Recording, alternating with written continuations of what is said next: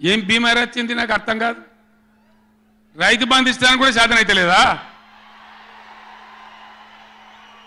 ఇంత దద్దమ్మలా? రైతు బంధు కూడా ఇయ్యరా?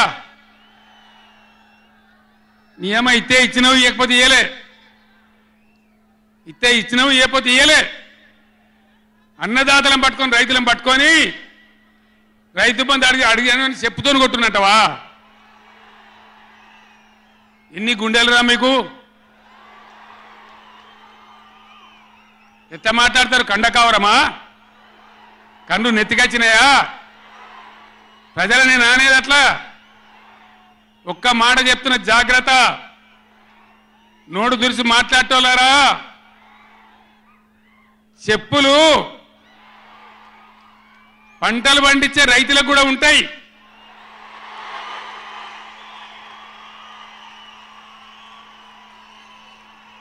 రైతుల చెప్పులు ఎట్లుంటాయి? బందోబస్తుకుంటాయి బాగా. రైతుల చెప్పులు ఎట్లుంటాయి? బందోబస్తుకుంటాయి, గట్టిగా ఉంటాయి. ఒక్కటే చెప్పు దెబ్బతో మూడు పళ్ళు ఊసిపోతాయి. దానికోసమైనా మీరు అడిగేది? ఇది మర్యాదనా? ఇది గౌరవమా? ప్రజలను గౌరవించే పద్ధత? నీకు చేత కాకపోతే మాఫ్ చేయండి, జర నేను ఎందుకు చేరిస్తా అని చెప్పాలి. వెళ్తలేదు అని చెప్పాలి, మాకు చేయలేదు అని చెప్పాలి. కానీ అడిగినోని చెప్తోని కొట్టాలి. కేసీఆర్ సెలవు నల్గొండ అంటే కేసీఆర్ను తిరగనీయం. ఇంత మోగోళ్ళ కేసీఆర్ను తిరగనియారట. తెలంగాణ తెచ్చిన కేసీఆర్నే తిరగనియారా? ఏం చేస్తారు? చంపేస్తారద్దా? చంపుతావా? దా వ్యాపారం చంపుతావు దా? కేసీఆర్ని చంపి మీరు ఉంటారా?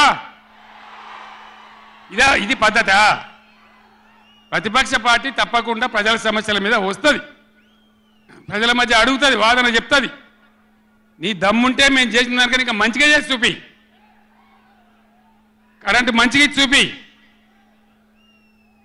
ఆగమాగం అడివడి ఇష్టం వచ్చినట్టు ఏం చేయాలి? అలా పాలమూరు ఎత్తిపోతల పూర్తి చేయాలి, దాని గురించి మాట లేదు. ఖమ్మంలో సీతారామ ఎత్తిపోతల పూర్తి చేయాలి, దాని గురించి ముచ్చట లేదు.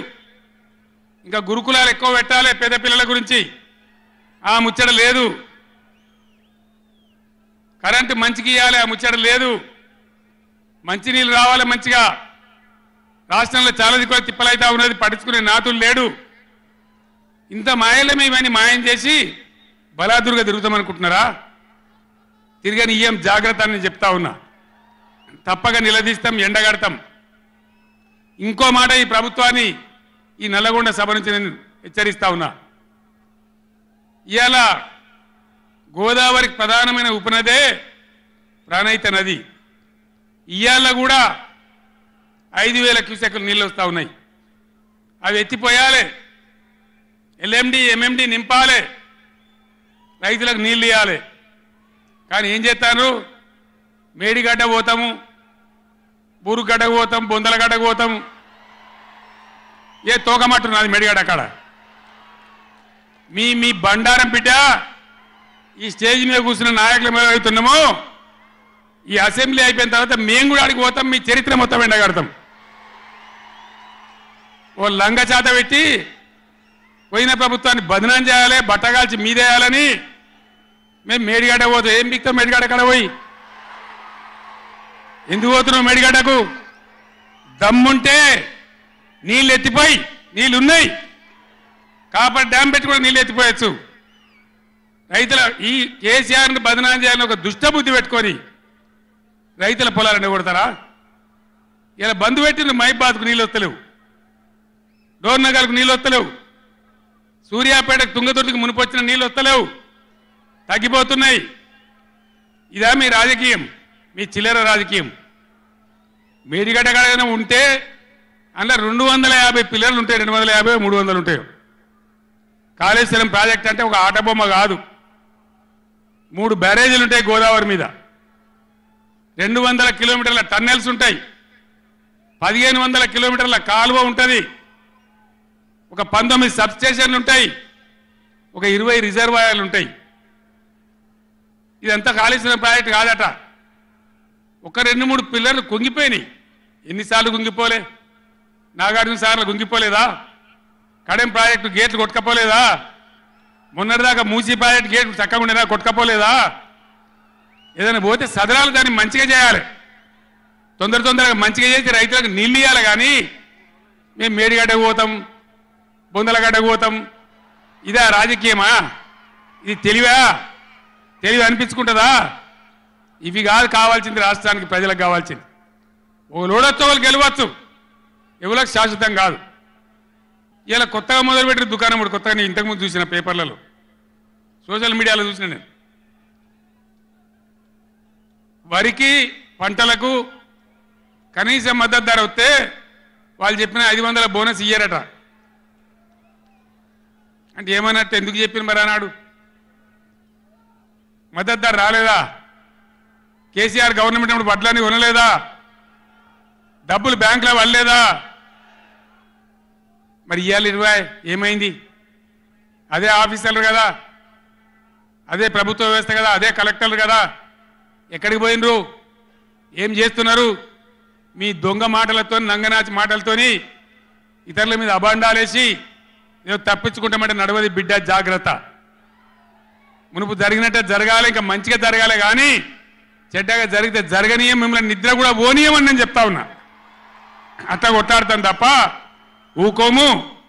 కృష్ణా జలాలలో, అటు గోదావరి జలాలలో తెలంగాణ రాష్ట్రానికి రావాల్సిన సంపూర్ణమైన వాటా వచ్చేదాకా బీఆర్ఎస్ కొట్లాడుతుంది. ఇలా అసెంబ్లీలో తీర్మానం చేయగానే కాదు, అఖిల పక్షం తీసుకొని పోవాలి ముఖ్యమంత్రి, అధికార పార్టీ, అన్ని పార్టీల రాజకీయ నాయకులను ఢిల్లీకి తీసుకొని పోవాలి, ప్రధానమంత్రిని నిలదీయాలి. మా వాటా మాకు వస్తే తప్ప ఊరుకోమని చెప్పాలి. ఆ చెప్పేదాకా మనం కూడా ఎంబడ పడాలి. ప్రజా ఉద్యమాలు ఉంటేనే ప్రభుత్వాలు అప్రమత్తంగా ఉంటాయి, జాగ్రత్తగా ఉంటాయి. కాబట్టి ఈ దొంగ నాటకాలు మానుకొని పాలమూరు ప్రాజెక్ట్ ఎట్లా చేయాలో ఆలోచన చేయండి. మంచి కరెంట్ ఎట్లా చేయాలో ఆలోచన చేయండి. మీరు గెలిచిన ఉండండి, 5 ఏళ్ళ అధికారంలో ఉండండి, మాకు అభ్యంతరం లేదు. వాస్తవానికి నేను 24 ఏళ్ళ కొట్లాడబట్టి దమ్ము లేకుండా ఒక పూట కూడా లేకుండా చేసిన. సరే అపోజిషన్కి వచ్చినాం కదా, 4 రోజులు ఆరాం తీసుకుందాం అనుకున్నా. కానీ ఏం చేసిండ్రు? నల్లముఖం పిలివై చచ్చిపోయిన ఎలుకని పట్టిందట. గవర్నమెంట్కి వచ్చుడే కృష్ణా నీళ్ళను ఉంచబోయి కేఆర్ఎంబీకి అప్పచెప్పింది.